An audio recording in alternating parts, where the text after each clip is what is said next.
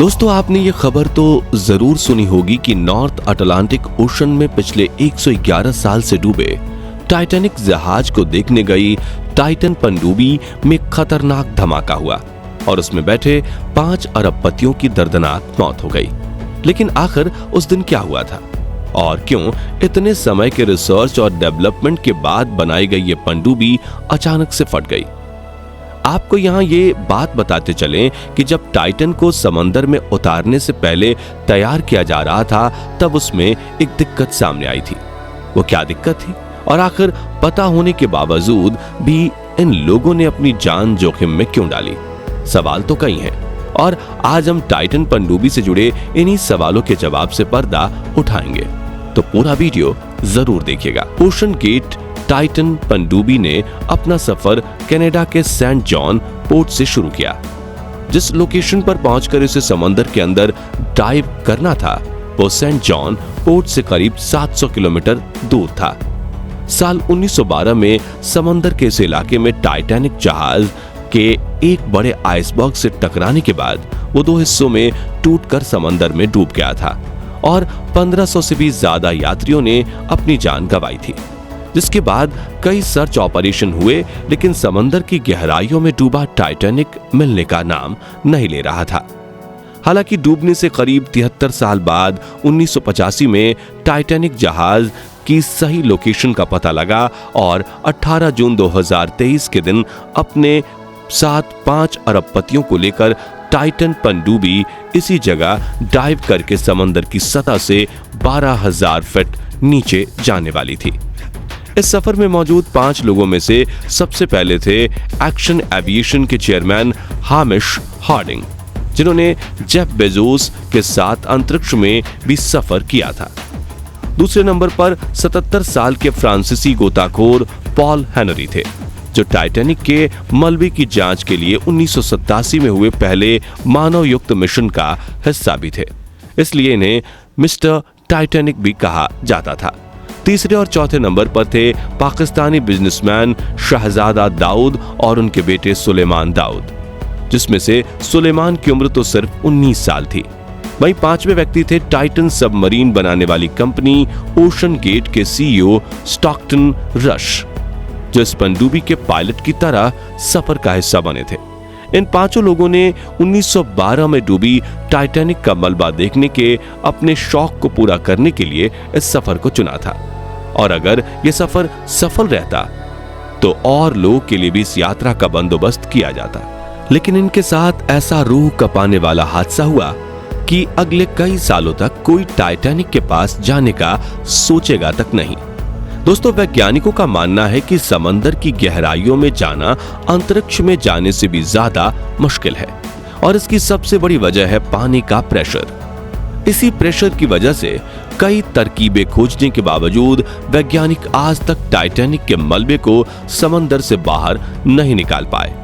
Titanic का मलबा समंदर की सतह से करीब 4 किलोमीटर यानी कि 4000 मीटर की गहराई में मौजूद है। वातावरण में मौजूद एयर प्रेशर के मुकाबले वाटर प्रेशर कई गुना ज्यादा होता है, यानी कि समंदर की सतह पर जहां 15 psi वाटर प्रेशर होता है, वहीं टाइटैनिक के मलबे के पास यानी कि 4000 मीटर की गहराई में यह प्रेशर बढ़कर 5800 psi तक पहुंच जाता है। ये उतना ही प्रेशर होगा कि इंसान के पूरे शरीर पर नहीं बल्कि सिर्फ 1 स्क्वायर इंच यानी कि हथेली के बीच में एक बड़ा सा हिपोपोटामस खड़ा कर दिया जाए। तो अब आप इससे अंदाजा लगा ही सकते हैं कि एक छोटी सबमरीन में कितने स्क्वायर इंच होंगे और इन पर कितना प्रेशर पड़ता होगा, और इस प्रेशर ने ही टाइटन पनडुब्बी के फटने में बड़ा रोल प्ले किया है, जिसके बारे में हम आगे बात करेंगे। फिलहाल बात करें इस टाइटैनिक मिशन की तो 18 जून 2023 के दिन दोपहर को करीब 12 बजे टाइटन पनडुब्बी का पानी में जाने का सफर शुरू हुआ। समंदर की सतह से करीब 12,000 फीट नीचे टाइटैनिक के मलबे तक पहुंचने में इस सबमरीन को 2 घंटे लगने थे और शुरुआत में सब सही जा रहा था, लेकिन सफर शुरू होने के 1 घंटे 45 मिनट बाद ऊपर खड़ी शिप पोलर प्रिंस, जो टाइटन को 700 किलोमीटर का सफर करवाकर यहां लेकर आई थी, उसका टाइटन से कनेक्शन टूट गया लेकिन जहाज में बैठी टीम का मानना था कि इतने डीप वाटर में कनेक्शन टूटना आम बात है, और चूंकि कनेक्शन टाइटैनिक के पास पहुंचने के सफर में आखिर में टूटा था तो उन्हें लगा कि ये लोग टाइटैनिक के पास पहुंच गए होंगे। इसलिए जहाज में बैठे लोगों ने इस बात पर ज्यादा गौर नहीं किया। दरअसल ये ट्रिप पूरे 7 घंटे का था, यानी इन्हें 7 बजे समंदर की सतह पर वापस पहुंचना था। और जैसे जैसे समय बीतता गया तो ऊपर मौजूद क्रू की बेचैनी बढ़ती गई, लेकिन वो सोच रहे थे कि शायद सबमरीन का कम्युनिकेशन सिस्टम बिगड़ गया हो। लेकिन जब शाम 7 बजे के बाद भी पनडुब्बी ऊपर नहीं आई, तब इन्हें अंदाजा लग गया कि नीचे कुछ तो गड़बड़ हुई है, और उन्होंने सबमरीन खोजने की कोशिश शुरू कर दी। रात के करीब 10 बजे उन्होंने यूनाइटेड स्टेट्स के कोस्ट गार्ड से मदद मांगी, और दूसरे दिन सुबह यूएस और कनाडा के कोस्ट गार्ड्स के जहाज और हेलीकॉप्टर्स ने अटलांटिक सागर में पनडुब्बी की तलाश करना शुरू कर दिया। समंदर की सतह के साथ सोनार की मदद से इन्होंने समंदर के अंदर भी टाइटन की तलाश जारी रखी। अब चूंकि ये 5 अरबपति थे, इसलिए इस सर्च ऑपरेशन में कंपनी के साथ कई प्राइवेट सर्च एजेंसीज भी जुड़ती चली गईं, और 2 दिन बीत गए, लेकिन किसी को भी टाइटन का कोई सुराग नहीं मिल रहा था।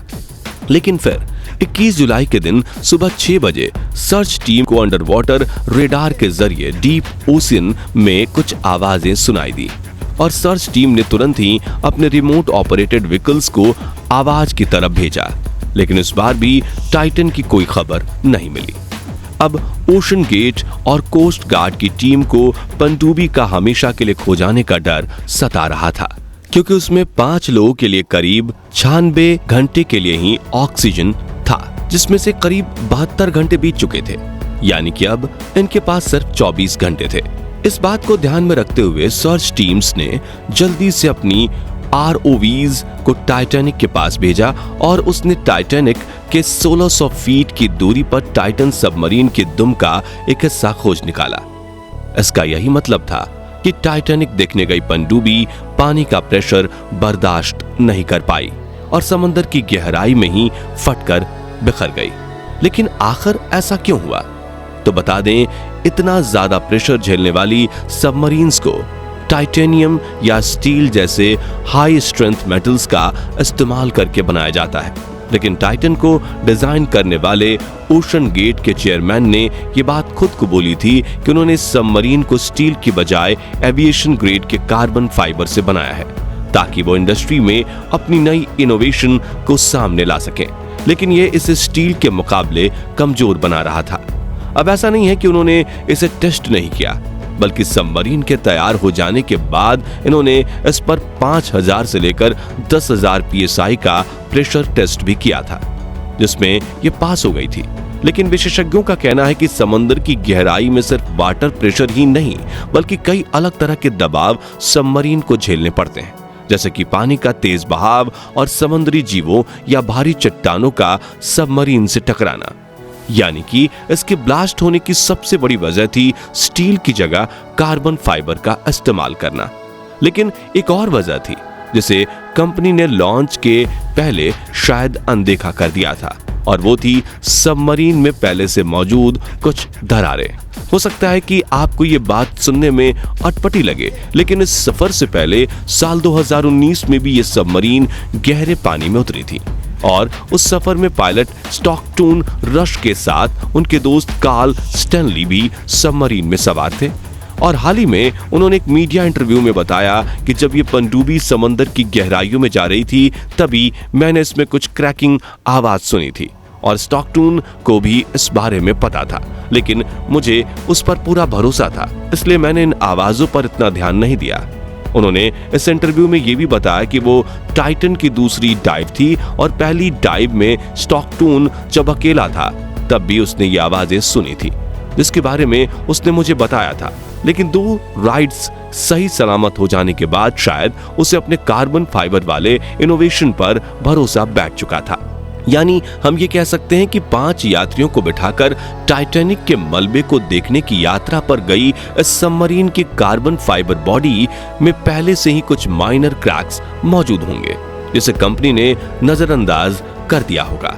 दोस्तों, विशेषज्ञों के मुताबिक जिस गहराई में टाइटन फटी है, उस गहराई में उसे फटने में सिर्फ 0.3 सेकंड्स लगे होंगे।